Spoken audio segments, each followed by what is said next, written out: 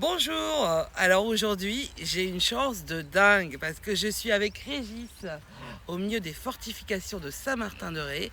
Régis Léo qui est l'éleveur de ces magnifiques ânes derrière moi, les beautés du Poitou. Et nous allons vous proposer une découverte de ces animaux et de son projet d'asinerie. N'en déplaise aux acteurs, aux metteurs en scène, aux auteurs célèbres qui ont élu domicile à l'île de Ré. Ici, les vrais stars, ce sont les ânes qui pâturent dans les fortifications de Saint-Martin-de-Ré. Plus que des stars photographiées, filmées, adulées, choyées, ils sont même devenus des mascottes, un objet de patrimoine vivant. Mais derrière cette jolie carte postale, il y a le travail d'un homme, Régis Léo, qui a repris le flambeau de son père, alors qu'il ne se destinait pas du tout à ça, et qui est en train de transmettre sa passion à son fils Jérémia.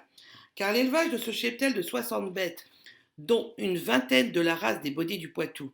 C'est un job d'agriculteur à 150%, 365 jours par an, 24 heures sur 24. Surtout quand il faut assister les femelles qui donnent naissance à des anons. Aujourd'hui, la construction d'une asinerie est dans les tuyaux. Ces bâtiments vont considérablement améliorer les conditions de vie du cheptel et les conditions de travail de Régis Léo et de son fils. Explication. Et bien là, nous sommes dans la petite ferme où j'élève des ânes depuis plus de 20 ans. C'est ça.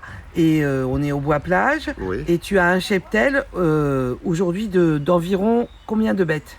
Environ, ça change sans arrêt, mais ouais, environ 60 quoi. 60 et on a des ânes pour les animations et une quinzaine de femelles à la reproduction, donc la race du Bodé du Poitou. Oui, c'est une espèce en voie de disparition, c'est passionnant de l'élever. Et on a chaque année entre 4 et 6 naissances. On a eu pour le moment 4 naissances. Un petit âne commun qui n'était pas vraiment prévu. Un petit âne gris, je crois. Oui, aussi. Donc ça en fait 2 communs. Et on a eu un petit âne il y a 3 semaines qui s'appelle Lupin. De Bodé du Poitou. Un Bodé du Poitou à race pure, mais la mère n'a pas de lait. Donc depuis 3 semaines, toutes les 3 heures, on lui donne le biberon. Il y a 3 jours, on a une autre naissance là, qui est exceptionnelle. Un très très gros mâle. Ce sera sûrement notre futur reproducteur. Malgré qu'il ait que 3 jours, il a toutes les caractéristiques pour devenir magnifique, quoi. Et il s'appelle Lord. Car on est dans l'année des L. Oui. Voilà. Donc ça, ce sont les bonnes nouvelles de l'année 2021. Il y a d'autres naissances à venir. Alors, il y en a une qui doit être pour cette nuit.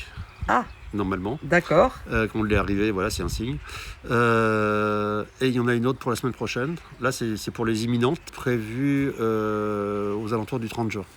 Et ce sera fini pour l'année 2020. En race pure, on va être si tout se passe bien, on sera à 4, sachant qu'il y en a que 80 dans le monde par an.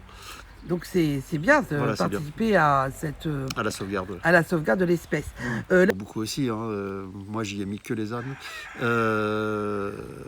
C'est vrai que bon, c'est déjà un espace remarquable, mais en plus avec des animaux remarquables dessus, c'est magnifique, quoi. C'est 2 fois remarquable. C'est 2 fois remarquable. Voilà. Remarquable au carré. Et alors... dans l'enclos, parce que dans tous les cas, c'est moi qui suis responsable. Ouais. Et surtout ne pas nourrir, parce que ça, je m'en occupe. Et là, on a besoin d'une alimentation peu riche.